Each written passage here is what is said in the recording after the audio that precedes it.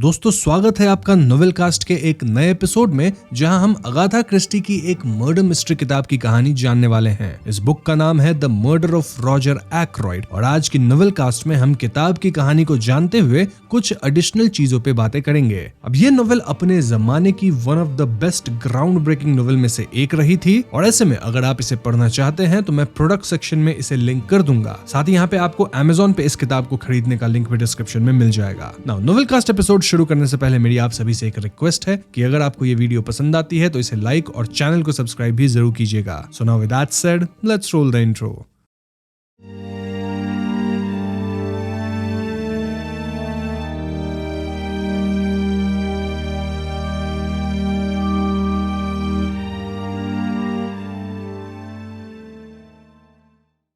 तो इस नोवेल की कहानी एक छोटे शहर किंग्स एबट की है और ये डॉक्टर जेम्स शेफर्ड के पर्सपेक्टिव से बताई गई है, यानी वही कहानी को सुना रहे होते हैं। शुरुआत में सुबह सुबह डॉक्टर शेफर्ड एक हाउस कॉल से लौट कर आते हैं। बेसिकली उन्हें मिसेस फेरर्स के घर बुलाया गया था, जहां उन्हें एक शॉकिंग खबर मिलती है। खबर ये कि मिसेस फेरर्स खत्म हो चुकी थी। जी हाँ, और यहाँ मौत की वजह वेरोनल की ओवरडोज बताई जा रही थी। जिन्हें नहीं पता उन्हें मैं बता दूं कि वेरोनल एक ऐसी ड्रग है जिसका इस्तेमाल पहले के जमाने में लोगों को नींद दिलाने के लिए किया जाता था। अब इस घटना के बाद जब डॉक्टर शेफर्ड घर जाते हैं तो वहां वो अपनी बहन कैरोलाइन से मिलते हैं। कैरोलाइन एक ऐसी लेडी थी जो कि टाउन की गॉसिप क्वीन है। ऐसी एक बात नहीं होती जो कि कैरोलाइन को किसी न किसी सोर्स से पता न चल जाए, और ऐसी एक बात नहीं जिसपे कैरोलाइन अपनी ओपिनियन देके पूरे टाउन में ना फैलाए। तो जाहिर सी बात है कि कैरोलाइन को पता लग गया था कि मिसेस फेरर्स खत्म हो गई हैं, और कैरोलाइन तो अपनी थियरी भी बना ली थी। उसके हिसाब से मिसेस फेरर्स ने जानबूझकर अपनी जिंदगी खत्म की क्योंकि उनके अंदर अपने पति को खत्म करने का गिल्ट था। Now of course doctor shepherd इस बात को महज एक एक्सीडेंट मान रहे थे और वो कैरोलाइन की बातों को हल्के में लेते हैं। इसी कारण ब्रेकफास्ट टेबल पे दोनों के बीच आर्ग्यूमेंट्स होती है। क्यों? क्योंकि ऑफ कोर्स कैरोलाइन अपनी डिडक्शन पावर्स पे फुल कॉन्फिडेंट थी, वहीं डॉक्टर शेफर्ड उसके मेथड को बस यूजलेस गॉसिप समझते हैं। फाइनली फ्रस्ट्रेशन में डॉक्टर शेफर्ड उठ जाते हैं और ब्रेकफास्ट टेबल छोड़ देते हैं। इसके बाद वो अपने पेशेंट राउंड्स पे निकलते हैं। मतलब वो डॉक्टर है ना, तो उन्हें पेशेंट्स देखना है तो उसके लिए निकलते हैं। और यहाँ डॉक्टर शेफर्ड की मुलाकात रॉजर एक्रॉयड से होती है, जो कि एक बहुत वेल्दी आदमी है। वो इस टाउन में बहुत प्रचलित है। देन वो एक विडो भी है, और एक्रॉयड ऐसा व्यक्ति है जो अपने टाउन के लोकल इवेंट्स और ऑर्गेनाइजेशंस को सपोर्ट करता है। एक्रॉयड पूछता है कि क्या डॉक्टर शेफर्ड के पास कुछ वक्त है बात करने का, लेकिन जब शेफर्ड कहते हैं कि अभी टाइम नहीं है तो एक्रॉयड उन्हें शाम को डिनर के लिए बुलाता है फर्नेल पार्क में। अब डॉक्टर शेफर्ड यहाँ एक्रॉयड से पूछते हैं कि क्या एक्रॉयड अपने स्टेपसन पैटर्न के बारे में बात करना चाहते हैं। ये सुनकर एक्रॉयड थोड़ा चौंकते हैं और फिर कहते हैं कि मेरा स्टेपसन पैटर्न टाउन में है ही नहीं। अब दोस्तों ये कॉन्फ्लिक्टिंग बात थी क्योंकि शेफर्ड ने पैटर्न को रिसेंटली टाउन में देखा था। जो भी हो, डॉक्टर शेफर्ड अपने क्लिनिक या ऑफिस जाते हैं जहां कई पेशेंट्स उनका वेट कर रहे थे। इन पेशेंट्स में से एक थी मिस रसल, जो कि फर्नेल पार्क की हाउसकीपर थी। वो नी पेन की कंप्लेन करती हैं, लेकिन शेफर्ड को उसके घुटने में कोई इशू नहीं मिलता। फिर भी प्रिकॉशन के लिए वो एक हार्मलेस मेडिसिन प्रिस्क्राइब कर देते हैं। अब इस कंसल्टेशन के दौरान डॉक्टर शेफर्ड और मिस रसल के बीच अजीब बातचीत हो रही थी। लाइक ये बात थी ड्रग एडिक्शन की, पॉइजन की एंड ऑल दैट, जो कि थोड़ी तो अजीब थी। बेसिकली मिस रसल क्यूरियस होती हैं कि क्या कोई ऐसा पॉइजन है जो इंसान को जल्दी निपटा सके और वो इजीली ट्रेस भी ना हो। ये सुन के डॉक्टर शेफर्ड सीधा जवाब देते हैं कि नहीं, ऐसा कोई पॉइजन एग्जिस्ट नहीं करता। एनीवेज आगे हम शेफर्ड को अपने गार्डन में काम करते पाते हैं जब एक बड़ा सा वेजिटेबल मैरो उनके पास गिरता है। मतलब उनके पास, लेकिन उनके पड़ोसी के गार्डन में। और तभी एंट्री होती है हरक्विल पॉयरॉय की। जी हाँ दोस्तों, जिन्हें नहीं पता उन्हें मैं बता दूं कि हरक्विल पॉयरॉय एक काफी फेमस फिक्शनल डिटेक्टिव हैं, जो कि अगाथा क्रिस्टी की किताबों में अक्सर केसेस सॉल्व करते पाए जाते हैं। यहाँ डॉक्टर शेफर्ड और पॉयरॉय की बात होती है, जहाँ पॉयरॉय पोलाइटली माफी मांगते हैं और अपने गार्डन का बेस्ट मैरो गिफ्ट करने की ऑफर करते हैं। यहाँ दोनों पैटर्न के बारे में बात करते हैं। पॉयरॉय कैजुअली बताते हैं कि वो एक्रॉयड को जानते हैं और पैटर्न एक्चुअली एंगेज्ड है। शेफर्ड और डिटेल्स निकालने की कोशिश करता है, लेकिन कैरोलाइन उन्हें गार्डन से बुला लेती है। अब यहाँ कैरोलाइन एक और गॉसिप न्यूज शेयर करती है। बेसिकली वो सुनी है कि पैटर्न एक मिस्ट्री वुमेन के साथ बात कर रहा था, वो भी एक्रॉयड के विल को चेंज करने के बारे में। जी हाँ, but the question here is कि वो औरत कौन हो सकती है। इसका अंदाजा डॉक्टर शेफर्ड को नहीं था। इनफैक्ट कैरोलाइन को भी नहीं पता था। ऐसे में शेफर्ड एक इन यानी कि होटल जैसी जगह में जाकर डायरेक्टली पैटर्न से बात करते हैं। पैटर्न उन्हें देखकर थोड़ा रिलीव लगता है और एडमिट करता है कि वो एक मुसीबत में है। शेफर्ड यहाँ हेल्प ऑफर करते हैं, लेकिन पैटर्न बस इतना कहता है कि नहीं, मुझे ये गेम अकेला ही खेलना होगा। खैर उस शाम को शेफर्ड डिनर के लिए फर्नेल पार्क पहुंचते हैं। इनकेस आप कंफ्यूज हो रहे हो कि ये फर्निल पार्क कैसी जगह है, क्या किसी तरह की पार्क है? तो नहीं, ये पार्क नहीं है, रादर ये अमीर रॉजर एक्रोइड का मैंशन या आप कह सकते हैं घर है। यहाँ हम फ्लोरा एक्रोइड से भी मिलते हैं जो कि रॉजर की नीस है, और कैजुअली बात करते हुए वो कहती है कि वो समझ नहीं पाती लोग और चीजों को क्यों संभालते हैं, जैसे एक पेन को किसी राइटर ने यूज किया था, लेकिन हाँ वो उनके क्रिएशंस को अप्रिशिएट करती है। डिनर के दौरान फ्लोरा अनाउंस करती है कि उसकी एंगेजमेंट पैटर्न के साथ फिक्स हो गई है। जी हाँ दोस्तों, दिस वाज सम न्यूज, जिसके बाद रॉजर की sister in law Mrs Cecil Ackroyd doctor Sheppard से रिक्वेस्ट करती है कि वो रॉजर को कन्विंस करे ताकि फ्लोरा को विल में अच्छी तरह सिक्योर किया जा सके। इस पॉइंट पे एंट्री होती है मेजर ब्लंट की। मेजर ब्लंट एक बिग गेम हंटर हैं जो फ्लोरा के साथ हाउस के एंटीक रिलिक्स पे बात करते हैं। यहाँ कुछ और भी लोग डिनर में होते हैं और इन कैरेक्टर्स को आप ध्यान में रखिएगा जिन्हें भी मैं बता रहा हूँ, क्योंकि कहानी इन्हीं कैरेक्टर्स के इर्द गिर्द घूमेगी। लाइक जॉफरी रेमंड जो कि रॉजर का सेक्रेटरी है, देन पार्कर जो कि यहाँ का बटलर है, फिर मिस रसल जो कि हाउसकीपर है और उनसे हम पहले भी मिल चुके हैं, एंड फाइनली उर्सुला बॉन जो कि पार्लर मेड है। अब यहाँ डिनर स्टार्ट होता है लेकिन एटमॉस्फेयर थोड़ा ऑकवर्ड रहता है। डिनर के बाद एक्रोइड और शेपर्ड स्टडी में चले जाते हैं। अब दोस्तों, जब भी मैं सिर्फ एक्रोइड बोलूं तो बात वहां रॉजर एक्रोइड की ही हो रही होगी, और जब भी मैं किसी और एक्रोइड की बात करूंगा, क्योंकि इनके फैमिली में 2-3 लोग हैं, तो मैं उसका पूरा नाम लूंगा या फिर फर्स्ट नेम लूंगा, तो आप कंफ्यूज मत होना। खैर, यहाँ एक्रोइड पहले ही इंसिस्ट करता है कि विंडो प्रॉपर्ली क्लोज करो और लैच हो जाए। फिर वो शेपर्ड को कन्फेस करता है कि वाकई मिसेस फेरर्स ने अपने हस्बैंड को पॉइजन किया था। जी हाँ दोस्तों, कैरोलाइन का शक कहीं ना कहीं सही था, लेकिन फिर एक्रोइड बताता है कि कोई तो मिसेस फेरर्स को ब्लैकमेल कर रहा था। बातों के दौरान एक लेटर आता है। ये लेटर था मिसेस फेरर्स का, और इस लेटर में शायद उस ब्लैकमेलर की आइडेंटिटी रिवील करी गई होगी। शेपर्ड चाहते हैं कि एक्रोइड उसे तुरंत पढ़े, लेकिन एक्रोइड डिसाइड करता है कि वो लेटर अकेले में पढ़ेगा। कुछ देर बाद शेपर्ड स्टडी से निकल जाते हैं और बाहर निकलते ही एक अननोन स्ट्रेंजर उनसे रास्ता पूछता है फर्निल पार्क के लिए। और शेपर्ड इसको इग्नोर करके अपने घर जाते हैं, और उस रात शेपर्ड और कैरोलाइन जब सोने जा रहे होते हैं तब उनका फोन बजता है। शेपर्ड कॉल उठाता है और कैरोलाइन को बताता है कि उसे तुरंत फर्निल पार्क लौटना होगा। क्यों? क्योंकि कॉल सपोजिटली पार्कर ने किया था और उसने बताया है कि रॉजर एक्रोइड का कत्ल हो गया है। बस फिर क्या था, डॉक्टर शेपर्ड फर्नली पार्क वापस आते हैं और पार्कर दरवाजा खोलता है। पार्कर बिल्कुल क्लूलेस लग रहा था, मानो उसे कुछ पता ही ना हो। इनफैक्ट पार्कर ये तक कहता है कि उसने तो कोई कॉल किया ही नहीं था। ऐसे में ये दोनों फॉरेन स्टडी के पास जाते हैं और यहाँ डोर अंदर से लॉक था। दरवाजा तोड़ने पे उन्हें एक हॉरिफाइंग साइट मिलती है। रॉजर एक्रोइड अपनी कुर्सी पे बैठे होते हैं और उनकी पीठ में एक नाइफ घुसा होता है। तुरंत ही पुलिस को बुलाया जाता है और एक जनरल टाइम टेबल तैयार किया जाता है। टाइम टेबल बोले तो ऐसे इवेंट्स जो कि रात को हुए थे और उनसे समझा जा सके कि कब क्या हुआ था। सो टाइम टेबल के हिसाब से डॉक्टर शेपर्ड ने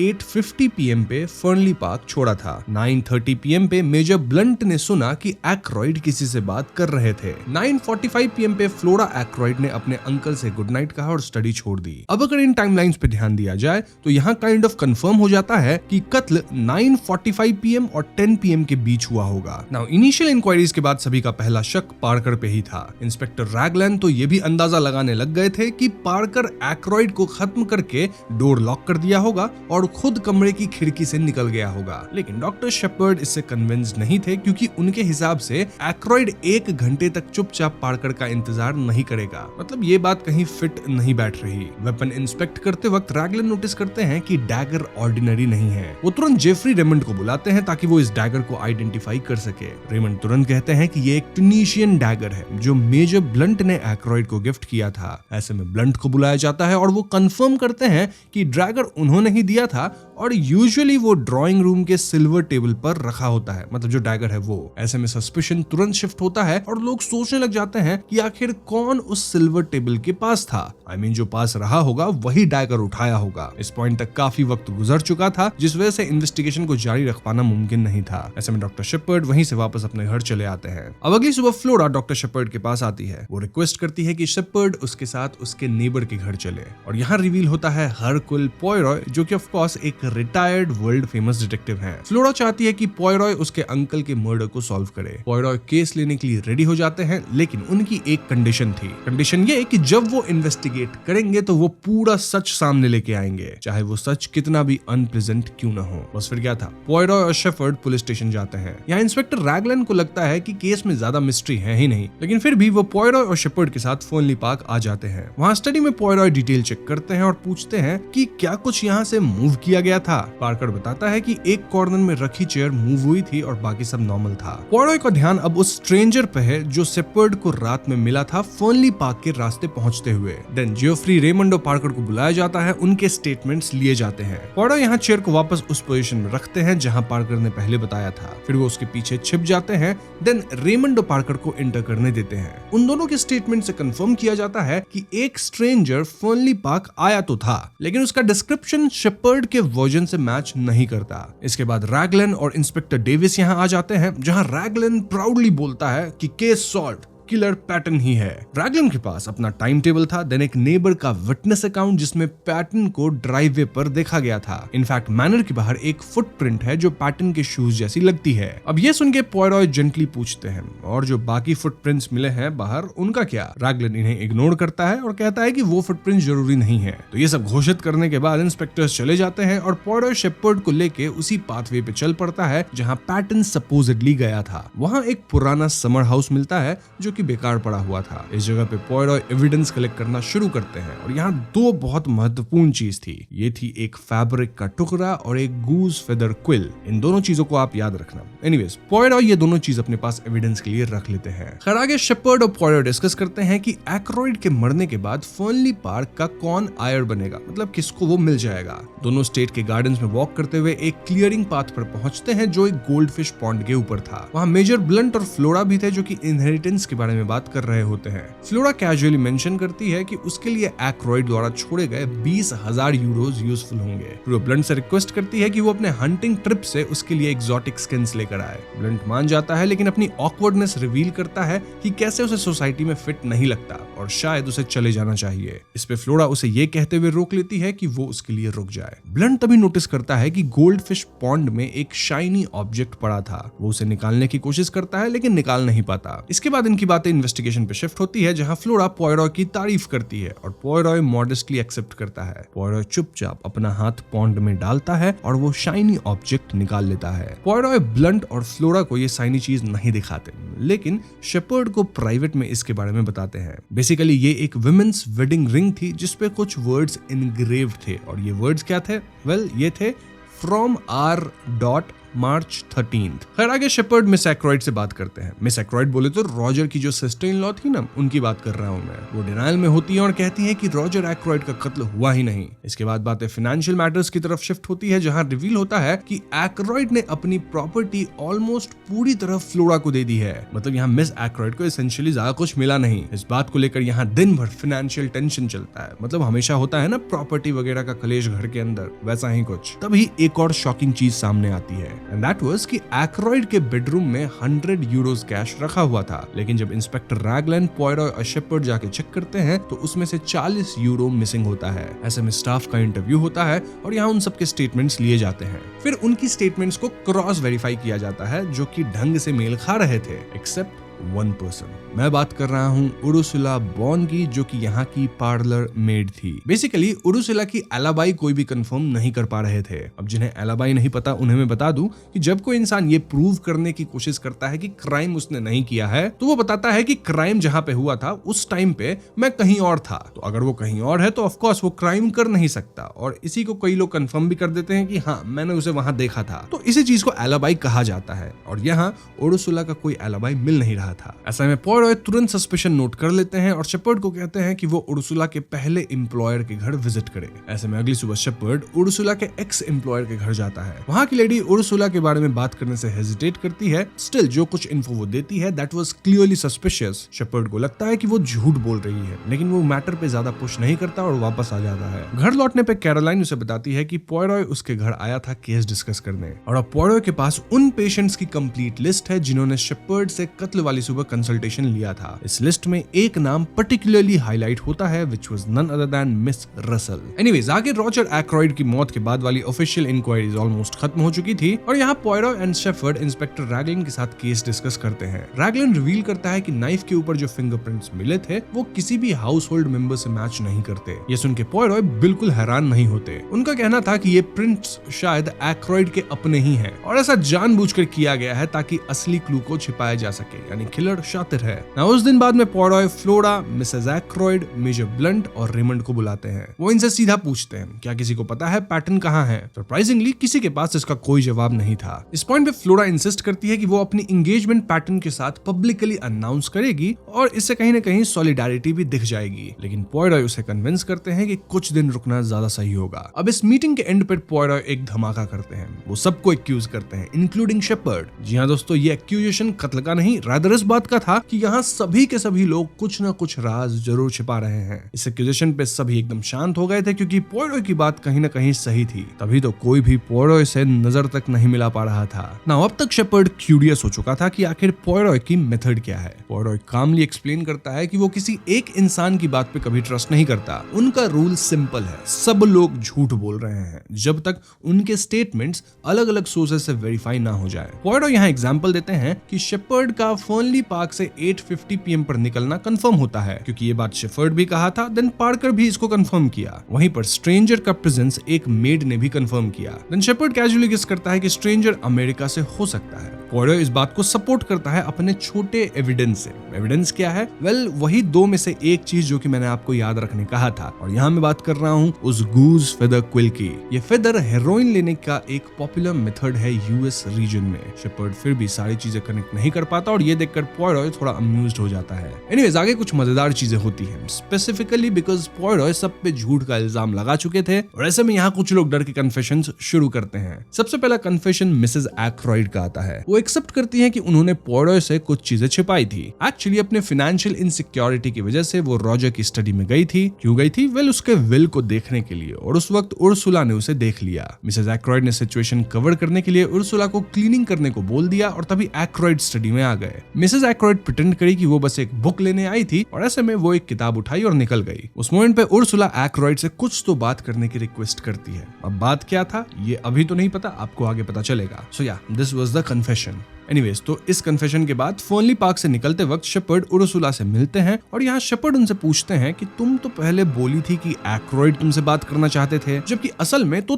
तुम एक्रॉयड से मिलना चाहती थी। ये सुन के उर्सुला कामली रिप्लाई करती है कि मैं तो एनीवे फर्नली पार्क छोड़ने वाली थी। इसके बाद शेपर्ड उसे पैटर्न के लोकेशन के बारे में पूछते हैं और उर्सुला कहती है कि उसे नहीं पता, लेकिन वो चाहती है कि पैटर्न सामने आए। खैर, बाद में जब शेपर्ड घर लौटता है तो कैरोलाइन उसे बताती है कि पॉयरॉय ने स्पेसिफिकली पैटर्न के बारे में पूछा था और पर्टिकुलरली उसके बूट्स के कलर के बारे में। अगली सुबह कैरोलाइन इन्फॉर्म करती है कि जेफरी रेमंड पॉयरॉय को ढूंढने आया था। क्यूरियस होकर कैरोलाइन शेपर्ड को पॉयरॉय के घर भेज देती है। वो साथ में एक जेली का पॉट भी भिजवाती है जो कि पॉयरॉय ने मंगाया था और साथ में पैटर्न के बूट्स के डिटेल्स भी। पॉयरॉय जेली देख के एक्साइटेड हो जाते हैं, लेकिन बूट्स का इन्फो सुन के थोड़ा डिसअपॉइंटेड दिखते हैं। तभी रेमंड नॉक करके अंदर आता है और रेमंड कन्फेस करता है कि वो फाइनेंशियल ट्रबल में है और जो लेगेसी उसके लिए एक्रॉयड ने छोड़ी है वो उसके लिए बहुत मददगार होगी। पॉयरॉय और रेमंड फिर फर्नली पार्क चलते हैं। पॉयरॉय फ्लोरा और पार्कर को बोलता है कि स्टडी के बाहर वाली सीन को एग्जैक्टली रिक्रिएट करो, मतलब एग्जैक्टली जैसा उस रात हुआ था। इसका रीजन पॉयरॉय ये दे देते हैं कि वो चेक करना चाहते हैं कि टेरेस से कॉन्वर्सेशन सुनाई देती है या नहीं। बस फिर क्या था, फ्लोरा और पार्कर सीन परफेक्टली इनैक्ट करते हैं। एक दो छोटी डिटेल्स भी कंफर्म कर लेते हैं। पॉयरॉय कैजुअली पूछते हैं कि टेबल पर 2 ग्लासेस थे ना? दोनों कंफर्म करते हैं कि हाँ 2 ग्लासेस थे। अब उनके जाने के बाद शेपर्ड पूछता है ये ग्लासेस वाली बात इंपॉर्टेंट थी क्या? पॉयरॉय मुस्कान के साथ कहते हैं कि नहीं, वो तो बस फिलर क्वेश्चन था, लेकिन इस री इनैक्टमेंट से मुझे बहुत कुछ समझ आ गया है। खैर, आगे सीन चेंज होता है जहाँ शेपर्ड और कैरोलाइन अपने घर में एक mahjong गेम नाइट रखते हैं। इसमें कर्नल कार्टर और मिस गैनेट भी होते हैं। गेम के साथ साथ गॉसिप और इन्वेस्टिगेशन थियरीज भी चलती रहती है। कैरोलाइन अपनी थियरी बनाती है कि पैटर्न शायद नियर बाई टाउन क्रैनचेस्टर में छुपा हुआ है। मिस गैनेट मीनवाइल गेम में विनिंग स्ट्रीक पे होती है। बाकी लोग वार्न करते हैं कि अरे वेट करो, बड़े हैंड्स पे खेलो, लेकिन मिस गैनेट बोलती है जो कार्ड्स मिलते हैं उन्हीं से खेलना पड़ता है और अभी तो मैं अहेड हूँ। अब गेम के बीच शेपर्ड गोल्ड वेडिंग बैंड की बात छेड़ता है, उसका लोकेशन और इंस्क्रिप्शन। ये बातें अलग अलग थियरीज को जन्म देती हैं कि कौन किससे शादीशुदा है। यहाँ मैं आपको ये चीजें नहीं बता रहा क्योंकि एक बहुत बड़ा राज है जो कि आगे खुलेगा। जो भी हो, नाइट एंड होती है एक शॉकर के साथ। शेपर्ड को मिलता है एक परफेक्ट विन, मतलब ओपनिंग हैंड पे ही उसका mahjong बन जाता है। खैर, गेम नाइट खत्म होता है और सोने से पहले कैरोलाइन कैजुअली कहती है कि उसे पूरा यकीन है कि फ्लोरा को मेजर ब्लंट में इंटरेस्ट है, पैटर्न में नहीं। खैर आगे रॉजर एक्रॉयड और मिसेस फेरर्स के फ्यूनरल्स वगैरह होते हैं और फ्यूनरल के बाद पॉयरॉय पार्कर को अपने घर बुलाता है। वहां वो एक शॉकिंग कनेक्शन रिवील करता है। पार्कर पहले एक ऐसे एम्प्लॉयर के अंदर काम करता था जिसका ड्रग्स वगैरह से कनेक्शन था। ये सुनकर पार्कर पैनिक हो जाता है और कन्फेस कर देता है कि उसने एक्रॉयड के स्टडी के दरवाजे पर खड़े होकर सुना था ब्लैकमेल के बारे में। अब पार्कर को लगा कि ये शायद उससे रिलेटेड हो सकता है, इसीलिए पार्कर ये कंफर्म करना चाहता था कि उसका जो पुराना पास्ट है वो उसके अगेंस्ट वापस तो नहीं आ रहा। तो हाँ, अब आप पार्कर के इन्वॉल्वमेंट को यहाँ समझ गए होंगे कि वो क्यों डरा हुआ था। एनीवेज, इसके बाद पॉयरॉय, शेपर्ड और कैरोलाइन लंच शेयर करते हैं। कैरोलाइन कैजुअली कहती है कि शेपर्ड में थोड़ा वीकनेस है, स्ट्रॉन्ग कैरेक्टर की कमी है। इस पे पॉयरॉय एक कहानी सुनाते हैं। ये कहानी एक आदमी के बारे में होती है जो कि कत्ल करने के बारे में कभी नहीं सोचता, लेकिन धीरे धीरे उसके अंदर मैलिस बढ़ने लगता है और जब एक अपॉर्चुनिटी मिलती है तो वो इंसान कत्ल कर देता है। कत्ल के बाद ये इंसान वापस नॉर्मल लाइफ में आ जाता है, लेकिन अब इस इंसान के अंदर एक पोटेंशियल हमेशा के लिए जाग गया है। क्या पोटेंशियल? वो फिर से कभी भी कत्ल कर सकता है अगर नीड आई तो। दूसरी तरफ अमेरिकन स्ट्रेंजर अब कस्टडी में है, मतलब वही जो कि ड्रग्स लिया होगा उस क्विल की मदद से, और पुलिस चाहते हैं कि शेपर्ड कंफर्म करे कि ये वही इंसान था जो कि उनसे उस रात मिला था। पॉयरॉय शेपर्ड जेल में उस स्ट्रेंजर से मिलते हैं और उसका नाम है चार्ल्स केंट। केंट कोई भी इंफॉर्मेशन देने से मना करता है जब तक उसे उसके चार्जेस ना बताए जाए। जब पुलिस कहती है कि रॉजर एक्रॉयड के मर्डर का केस है तो केंट एडमिट करता है कि हाँ, वो उस रात फर्नली पार्क गया था, लेकिन कत्ल होने से पहले ही चला गया था। इस पॉइंट पे पॉयरॉय अपना एविडेंस दिखाते हैं, which was goose quill. Kent तुरंत उसे रिकॉग्नाइज करता है और पॉयरॉय उसे कैजुअली पूछते हैं कि तुम्हारा जन्म केंट में हुआ था ना? चार्ल्स केंट कंफर्म नहीं करता, डिनाई भी नहीं करता, लेकिन पॉयरॉय के लिए वही काफी है। शेपर्ड ये सब देख के सोचते हैं, लग तो ऐसा रहा है जैसे पॉयरॉय ने केस ऑलरेडी सॉल्व कर लिया है और मैं अब तक क्लूलेस हूँ, मतलब मुझे नहीं पता कातिल कौन है। अब अगली सुबह इंस्पेक्टर रैगलन पॉयरॉय और शेपर्ड को इन्फॉर्म करता है कि चार्ल्स केंट का एलिबाई चेकआउट हो गया है, मतलब केंट जो बोल रहा था कि वो जहां है वहीं पे था, लोग भी ये बात बोल रहे हैं एंड इस तरह से केंट को रिलीज करना होगा। लेकिन पॉयरॉय रैगलन को रोकता है क्योंकि मर्डर का एग्जैक्ट टाइम अभी फिक्स नहीं हुआ, इसलिए केंट तब भी इन्वॉल्व हो सकता है। मतलब हम लोग मान रहे हैं कि मर्डर 9:45 से 10 के बीच होगा, लेकिन पॉयरॉय का कहना है कि नहीं, कत्ल एक्चुअली में इस टाइम पे शायद हुआ ही ना हो। अब ये सुन के इंस्पेक्टर तुरंत पॉयरॉय को रिमाइंड करते हैं कि भैया 9:30 PM पे फ्लोरा एक्रॉयड स्टडी में थी अपने अंकल के साथ। ये सुन के पॉयरॉय कामली कहता है कि मुझे इस बात पे भरोसा नहीं है। वो फोनली पार्क जाता है और फ्लोरा को कन्फ्रंट करता है। फ्लोरा एडमिट करती है कि वो स्टडी में गई ही नहीं थी। जी हाँ दोस्तों, असल में वो उस वक्त एक्रॉयड के बेडरूम से पैसा चुरा रही थी। मेजर ब्लंट तुरंत उसे कवर करने की कोशिश करते हैं, लेकिन पॉयरॉय अलाउ नहीं करता। फ्लोरा रूम छोड़ देती है और पॉयरॉय कामली रिवील करता है ब्लंट का सीक्रेट ये कि मेजर ब्लंट एक्चुअली फ्लोरा से प्यार करता है। पॉयरॉय उससे बोलता है, जाओ फ्लोरा को अपने ट्रू फीलिंग्स बता दो। खैर, तो इसके बाद पॉयरॉय शेपर्ड को उसके वर्कशॉप में मैकेनिकल गैजेट्स के साथ बिजी पाता है। कैजुअल टॉक के बाद पॉयरॉय कहता है कि मिस रसल थोड़ी देर में आएंगी, मैंने उन्हें बुलाया है। तो हाँ, मिस रसल आती हैं और पॉयरॉय डायरेक्टली बोलता है चार्ल्स केंट अब मर्डर के लिए कस्टडी में है। ये सुनकर मिस रसल का गार्ड गिर जाता है और वहीं वो अपना सच कन्फेस करती हैं। बेसिकली चार्ल्स केंट उनका इलेजिटिमेट सन है। जी हाँ दोस्तों, उस रात वो फर्नली पार्क इसलिए आया था ताकि उससे पैसे ले सके। मिस रसल समर हाउस में उससे मिली थी और केंट के जाने के बाद वो वापस हाउस में गई थी ड्राइंग रूम के ओपन विंडो से। अब इस रेवलेशन के बाद पॉयरॉय एक प्लान बनाता है, एक फेक पैराग्राफ न्यूज़पेपर में छपवाने का। उसमें लिखा होता है कि पैटर्न कस्टडी में है। ये ट्रिक उसे रियल इंफॉर्मेशन बाहर निकलवाने में हेल्प करेगी। उसी मॉर्निंग कैरोलाइन नोटिस करती है कि एक स्ट्रेंजर पॉयरॉय के घर आया है। केस अब एंड गेम की तरफ जा रहा है। वहीं पॉयरॉय शेपर्ड को साथ चलने बोलता है फर्नली पार्क, ताकि वो सबको इनवाइट कर सके अपने घर आने के लिए। शेपर्ड फर्नली पार्क के अंदर जाता है और पॉयरॉय ग्राउंड्स पर सीक्रेटली एक एक्सपेरिमेंट करता है। अब ये जो भी एक्सपेरिमेंट है इसके बारे में वो शेपर्ड को नहीं बताता। नाउ मिस एक्रॉयड इन्फॉर्म करती हैं कि फ्लोरा और मेजर ब्लंट अब एंगेज्ड हो चुके हैं। वो थोड़ा वरीड होती हैं कि अगर फ्लोरा का एंगेजमेंट पैटर्न के साथ होता तो सोसाइटी में कैसा लगता। नाउ शेपर्ड यहाँ पॉयरॉय का इन्विटेशन देते हैं और मिस एक्रॉयड सबके बिहाफ पे एक्सेप्ट करती हैं। शेपर्ड और पॉयरॉय जब शेपर्ड के घर लौटते हैं तो कैरोलाइन उन्हें ग्रीट करती है और एक खबर देती है।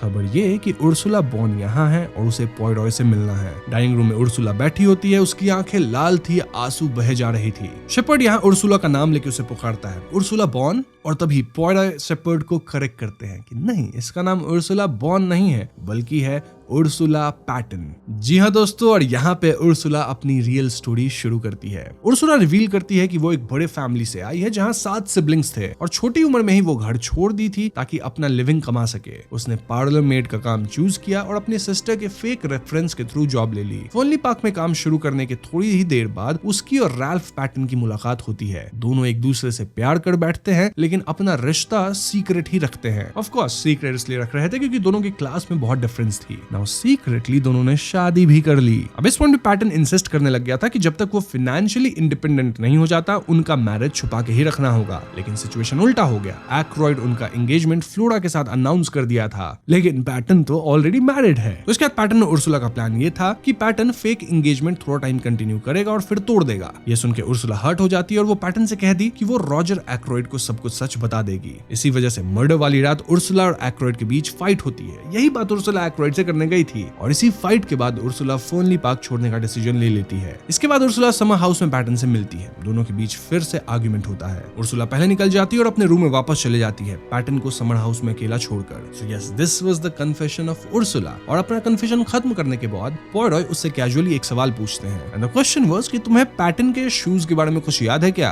उर्सुला ये सुन के कंफ्यूज हो जाती है और कहती है नहीं, मुझे याद नहीं। एनीवेज, तो इसके बाद कैरोलाइन उर्सुला को रेस्ट करने भेज देती है जबकि पॉयरॉय केस के बारे में सोचते हैं। वो विश करते हैं कि काश उनका दोस्त हेस्टिंग्स यहाँ होता क्योंकि हेस्टिंग्स अक्सर बिना सोचे समझे सच तक पहुंच जाता था। अब यहाँ डॉक्टर शेपर्ड कैजुअली एडमिट करते हैं कि वो केस का रिकॉर्ड बना रहे हैं। ये सुनकर पॉयरॉय एक्साइटेड हो जाता है। पूरे दिन वो शेपर्ड के नोट्स पढ़ने में लगा देते हैं और नोटिस करते हैं कि शेपर्ड की जो राइटिंग स्टाइल है वो बहुत ऑब्जेक्टिव है। मतलब इन नोट्स में उसकी अपनी पर्सनालिटी कहीं भी शो नहीं होती और खुद शेपर्ड स्टोरी में बहुत कम दिखाई देता है। खैर, शाम होती है और पॉयरॉय, उर्सुला और शेपर्ड मीटिंग के लिए प्रिपेयर करते हैं। सब लोग पॉयरॉय के घर आते हैं और पॉयरॉय फैक्ट्स टेबल पर रखते हैं और कॉन्फिडेंटली अनाउंस करते हैं कि भैया मुझे सब कुछ पता चल चुका है। पॉयरॉय डिटेल में बताते हैं कि उस रात क्या हुआ था। वो एक शॉकिंग बात रिवील करते हैं और ये था उस चीज से रिलेटेड जो कॉन्वर्सेशन मेजर ब्लंट ने 9:30 PM पे सुना था। मतलब जो एक्रॉयड किसी इंसान से बात कर रहे थे 9:30 PM पे, विच प्रूव्स कि 9:30 PM तक तो एक्रॉयड जिंदा थे ही। वो जो कॉन्वर्सेशन मेजर सुना था वो डिक्टाफोन की आवाज थी। मतलब 9:30 पर स्टडी में कोई नहीं था। अब ये सुन के सब लोग हैरान रह जाते हैं और सब एक ही सवाल पूछते हैं कि पैटन कहाँ है। और तब डोरवे पे खड़ा एक इंसान सामने आता है who was none other than Ralph Paton. Poirot सबको रिवील करता है कि एक्चुअली डॉक्टर शेपर्ड ने पैटन को एक नर्सिंग होम में छुपाया था। पॉयरॉय ने उसे ढूंढ निकाला है एक क्लेवर तरीके से। एक फिक्शनल फैमिली मेंबर बन के कैरोलाइन से हाउसिंग रिकमेंडेशंस मांगी और जब पॉयरॉय को पैटन मिल गया तो उसने उसे अपने घर लाकर रखा। जो स्ट्रेंजर कैरोलाइन ने पॉयरॉय के घर आते देखा था वो पैटन ही था। पैटन के पास कोई एलिबाई नहीं है लेकिन वो स्ट्रांगली डिनाई करता है कि उसने एक्रॉयड को उस रात देखा भी है। मतलब वो एक्रॉयड को ना तो जिंदा देखा ना ही मरा हुआ। ना मीटिंग के एंड पे पॉयरॉय अनाउंस करता है कि अब मर्डरर को कन्फेस करना होगा वरना कल मैं इंस्पेक्टर रैगलन को पूरा सच बता दूंगा। पॉयरॉय सबको भेज देता है, बस शेपर्ड को रोक लेता है और वहीं उसके सामने पूरा केस अनफोल्ड करता है। सो यहाँ कुछ पॉइंटर्स हैं जो कि पॉयरॉय बताते हैं। पहला कि किलर को पैटर्न के पास होना चाहिए था ताकि उसके शूज लेकर फेक एविडेंस क्रिएट कर सके। दूसरा, किलर को एक्रॉयड के बारे में इतना पता था कि उसने रिसेंटली एक डिक्टाफोन खरीदा है। किलर को वहां प्रेजेंट रहना जरूरी था जब बॉडी डिस्कवर हुई ताकि डिक्टाफोन क्वाइटली रिमूव किया जा सके। और किलर के पास ऐसा कुछ होना चाहिए था जिसमें डिक्टाफोन छुप जाए बिना किसी कोई डाउट के। पॉयरॉय कामली कंक्लूजन देता है, मर्डर और कोई नहीं बल्कि तुम हो डॉक्टर शेपर्ड। जी हाँ दोस्तों, यहाँ जो हमें कहानी सुना रहा है बुक में डॉक्टर शेपर्ड वही कातिल निकला। पॉयरॉय यहाँ केस के पहले मेजर डिस्क्रिपेंसी पे पॉइंट करते हैं। देखो, सब अग्री करते हैं कि फ्रंट डोर से गेट तक चलने में 5 मिनट्स लगते हैं, लेकिन शेपर्ड ने क्लेम किया था कि उस रात उसने ब्रिस्क वॉक में 10 मिनट लिए। ब्रिस्क वॉक में तेजी से चल के 10 मिनट कैसे लगा? पॉयरॉय कहते हैं कि उसके एक्सपेरिमेंट ने सच रिवील कर दिया। एक्सपेरिमेंट क्या था? पॉयरॉय वो सारी चीजें कर रहे थे जो कि उन्हें लगता है कि उस रात शेपर्ड किया होगा और उसमें 10 मिनट लगा। तो हाँ, शेपर्ड को 10 मिनट इसलिए लगे क्योंकि उसने रन किया था फ्रंट डोर से स्टडी विंडो तक, फुटप्रिंट के एविडेंस प्लांट किया, समर हाउस गया शूज चेंज करने और फिर प्रेमिसेस से निकल गया। इसमें वाकई 10 मिनट लगते हैं। शेपर्ड ने एक्रॉयड को उसी वक्त मारा जब वो स्टडी में था, फिर डिक्टाफोन छोड़ा और सब क्लूज अरेंज किया ताकि ब्लेम पैटर्न पर आए। पॉयरॉय फोन कॉल का भी सच रिवील करता है। वो कॉल एक्चुअली में एक पेशेंट का था जो एक अमेरिकन लाइनर पे काम करता था और वो शिप सेल करने वाली थी। कॉल में सिर्फ 2 शब्द बोले गए थे, नो आंसर। बाकी कॉन्वर्सेशन शेपर्ड ने खुद बनाई थी ताकि वो मर्डर सीन पे नेचुरली वापस आ सके। तो हाँ, पार्कर की बात थी ना, मैंने कॉल नहीं किया है। वो वाकई कॉल नहीं किया था। पॉयरॉय फाइनली रिवील करता है कि शेपर्ड ही मिसेस फेरर्स का ब्लैकमेलर था। शेपर्ड को डर था कि अपने खत्म होने वाले नोट ने मिसेस फेरर्स ने उसे एक्सपोज कर दिया होगा, इसलिए वो एक्रोइड को खत्म कर दिया और नोट को छुपा दिया, क्योंकि आपको याद होगा लेटर एक्रोइड के पास आया था। अब पॉयरॉय कामली कहता है कि कल मैं रैगलन को सच बता दूंगा, लेकिन कैरोलाइन की इज्जत के लिए तुम्हारे पास एक और रास्ता है, अपना मैन्युस्क्रिप्ट कंप्लीट करो, मतलब जो तुम नोट्स लिख रहे हो उसको कंप्लीट करो और उसमें खुद कन्फेस करो और फिर तुम एक ओवरडोज ले लो। शेपर्ड अपना मैन्युस्क्रिप्ट कंप्लीट करता है। अब उसमें उसका कन्फेशन भी शामिल था। वो अपने क्राफ्ट को एडमायर करता है, कहता है कि उसने सच हमेशा लिखा, बस थोड़ा ट्विस्ट करके माइनर ओमिशंस के साथ। मैन्युस्क्रिप्ट वो पॉयरॉय को एड्रेस करके छोड़ देता है ताकि वो सिचुएशन को डेलिकेटली हैंडल करे और कैरोलाइन को हर्ट ना हो। अपने फाइनल लाइंस में शेपर्ड डिसाइड करता है कि वो वेरोनेल का ओवरडोज लेगा और अपना नोट एंड करता है एक रिग्रेट के साथ। रिग्रेट ये कि काश पॉयरॉय कभी किंग्स अबॉट आता ही नहीं। यहीं पे नोवेल खत्म हो जाती है। तो दोस्तों ये थी द मर्डर ऑफ रॉजर एक्रोइड की कहानी और यहाँ हमें फाइनली पता चलता है कि कातिल डॉक्टर शेपर्ड ही था। अब शेपर्ड ने ऐसा क्यों किया ये आप सभी सोच रहे होंगे, and the answer is greed and guilt. Doctor Shepherd असल में मिसेस फेरर्स का ब्लैकमेलर था और उसे लग रहा था कि मिसेस फेरर्स ने अपने खत्म होने वाले नोट में उसका राज एक्रोइड को बता दिया होगा। अगर एक्रोइड वो नोट पढ़ लेता तो शेपर्ड की इज्जत, उसका प्रोफेशन, उसकी पूरी जिंदगी बर्बाद हो जाती। इस डर और अपनी सेल्फिश सर्वाइवल इंस्टिंक्ट की वजह से शेपर्ड ने डिसाइड किया कि एक्रोइड को खत्म करना ही एक ऑप्शन बचा है। यानी एक ऐसा डॉक्टर जो लोगों की जिंदगी बचाने वाला था, वो अपने ग्रीड और अपने सीक्रेट को छुपाने के लिए एक कोल्ड ब्लडेड किलर बन गया। और यही ट्विस्ट इस नोवेल को एक टाइमलेस मास्टरपीस बना देती है। रहा सवाल कि शेपर्ड मिसेस फेरर्स को ब्लैकमेल क्यों कर रहा था, तो इसका जवाब सिंपल है, पैसा। देखो, मिसेस फेरर्स वाकई अपने हस्बैंड को पॉइजन करके खत्म की थी और इस बात का सबसे पहला शक और एविडेंस शेपर्ड के पास था, क्योंकि डॉक्टर वही था। उसने इस ट्रुथ को एक्सपोज करने के बजाय इसे अपने फायदे के लिए यूज किया। शेपर्ड ने उस गिल्ट रिडन लेडी को एक्सप्लॉइट करना शुरू कर दिया और उससे पैसे निकालता रहा ताकि अपनी लग्जरियस लाइफस्टाइल मेंटेन कर सके। अब जब मिसेस फेरर्स अपने आप को समाप्त की तो शेपर्ड को डर हुआ कि वो अपनी नोट में ब्लैकमेलर का नाम लिख दी होगी और ये रॉजर एक्रोइड को पता चल जाएगा। इसी फियर में शेपर्ड ने एक्रोइड का भी कत्ल कर दिया ताकि उसका सीक्रेट हमेशा के लिए छिप जाए। अब इस बुक की खास बात ये थी कि अपने टाइम पे ये एक यूनिक बुक थी जिसमें नैरेटर ही अनरिलायबल था। अब ये ट्रोप काफी कॉमन है जिसे हम अनरिलायबल नैरेटर कहते हैं। इसका मतलब ये कि जो कहानी सुना रहा है किताब में वही कातिल निकला। डॉक्टर शेपर्ड का नैरेटर होना खुद एक डेलिबरेट ट्रिक था। वो जो सच बोलता है वो टेक्निकली सही होता है, लेकिन जो वो छुपा देता है वही बात रीडर को फूल करती है। इस वजह से ऑथर ने रीडर्स का ट्रस्ट तोड़ के एक साइकोलॉजिकल शॉक दे दिया। मोटिव सिर्फ पैसा नहीं था। शेपर्ड की शेम, सोशल स्टैंडिंग और फियर ऑफ एक्सपोजर उसको ज्यादा पुश करते थे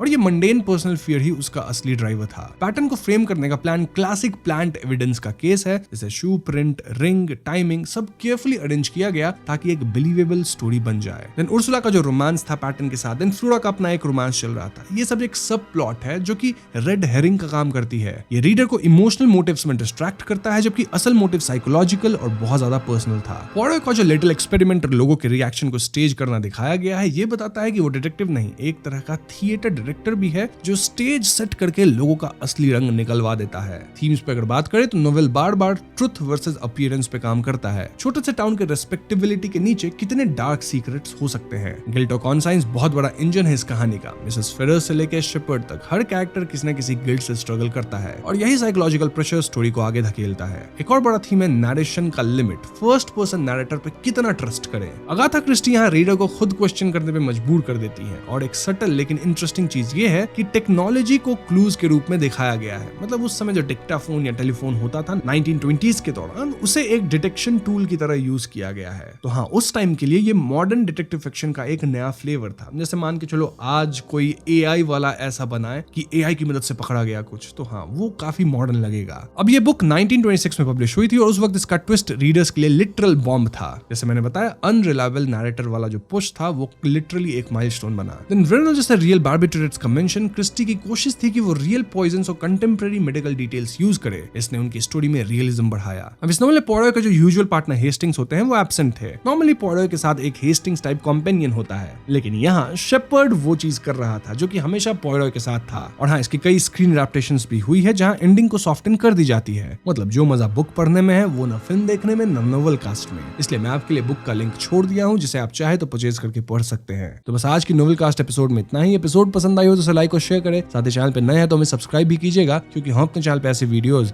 लाते रहते हैं। पीस।